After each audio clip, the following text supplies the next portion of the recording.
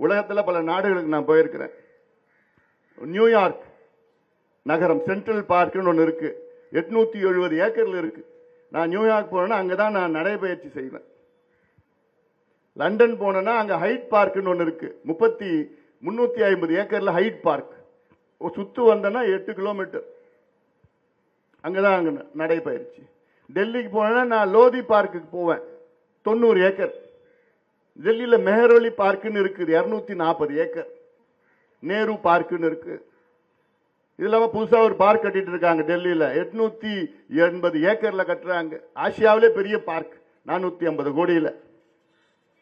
பெங்களூர்ல Lal park, கற்பன் park.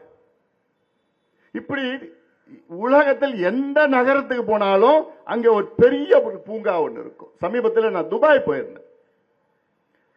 அப்போ ஒரு தமிழ்ச்சங்கம் நிகழ்ச்சி என்னை அழைத்தார்கள் தலைமை தாங்கிறதுக்கு.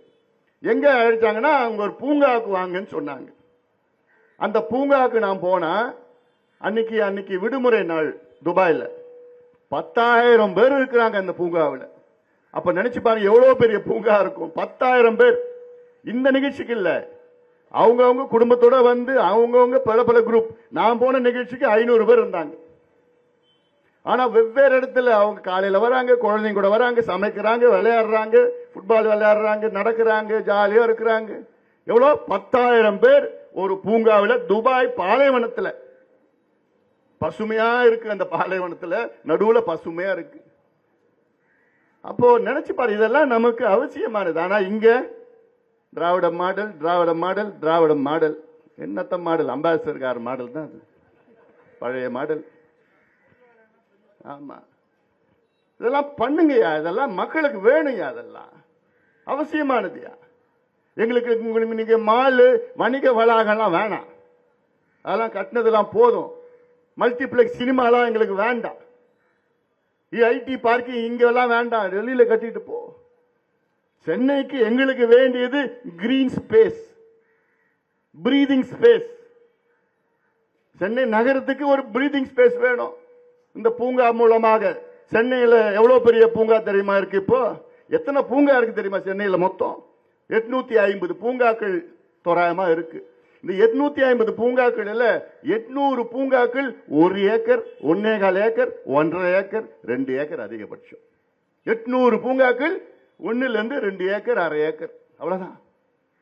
அதுல 50 பூங்காக்கள்ல மீதி இருக்கிற ஒரு 5 ஏக்கர், 7 ஏக்கர், 8 ஏக்கர். அதுல ஒரு 5 பூங்கா தான் 10 ஏக்கருக்கு மேல இருக்கு. சென்னையில பெரிய பூங்கா எத்தனை ஏக்கர் தெரியுமா? 18 ஏக்கர். செம்மொழி பூங்கா, தொல்காப்பியர் பூங்கா ஒன்று இருக்கு. அதுல யாரும் உள்ள போக முடியாது, நடக்க முடியாது. ஏன்னா அது மியாவாக்கி ஃபாரஸ்ட் போட்டு ஒரு அடர்த்தியா அங்க யாரும் வேற பயன்படுத்த முடியாது.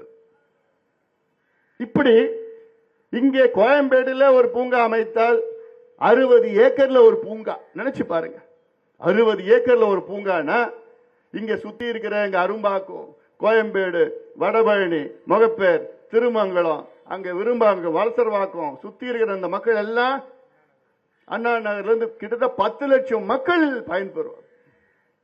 பயன்படுத்துவாங்க. ஏன்னா நேரா மெட்ரோல இருந்து நேரா இறங்கினா பூங்கா, சின்ன சின்ன பசங்க விளையாடுவாங்க. ஏன்னா வேற இடமே இல்ல நடக்கிறது. நிகழ்ச்சி வச்சுக்கலாம்.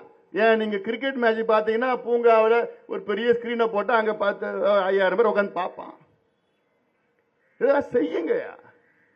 உலகத்தில் எல்லா நாட்டிலையும் தான் நடக்குது.